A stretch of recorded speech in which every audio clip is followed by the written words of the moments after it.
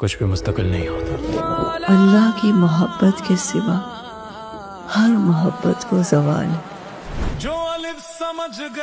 یہ تعلقات انسان کی سہولت کے لیے بنے ہیں، اور جب سہولت اختتام کو آ پہنچے تو رشتوں کا مقصد تمام ہو جاتا ہے۔ اب بتا تیرا میرے سوا کون ہے؟ اللہ کے سوا فرعون کوئی نہیں۔ اور پھر ایک دن میرے لیے ان سہاروں سے جو کبھی ضروری لگتے تھے دستبردار ہونا آسان ہو گیا۔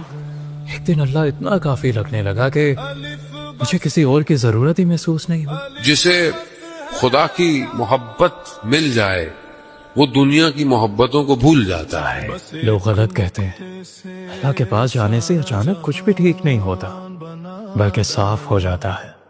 تکلیف برحق ہے اور سکون بھی۔ جہاں آگ ہے تو وہاں پانی بھی ہے کہیں، بس مجھے اس چشمے کو تلاش کرنا ہے، اپنے چاروں طرف کھڑی کی ان شک کی دیواروں کو توڑنا ہے۔ مجھے لگتا تھا کہ عالم اور فاضل جیسے کامل اور ایمانی اللہ کے پیارے ہوتے ہیں، لیکن مجھ جیسے گنہگار کی پکار پر میری روح میں پنپتا اس کی موجودگی کا یہ احساس، یا اور کچھ نہیں مگر اس کا میری غلط فہمیوں پر اترتا ایک غالب جواب ہے۔ اس کی نظر کی قابل نہیں ہو، نافرمان، پھر بھی وہ تو کسی کو نہیں دھتکارتا۔ میرا یہ سوچنا کہ ایمان کی بلندیوں کو چھونے والے ہی اس کی توجہ کے مرکز ہیں، اور مجھ جیسے گنہگار اس کے پیار کا مستحق نہیں، میری خود پر زیادتی تھی۔ کیونکہ قربتوں کا معیار ہو سکتا ہے، لیکن وہ ایک کو موقع دے اور دوسرے کو نہیں، یہ فرق اس کی شان کے لائق نہیں۔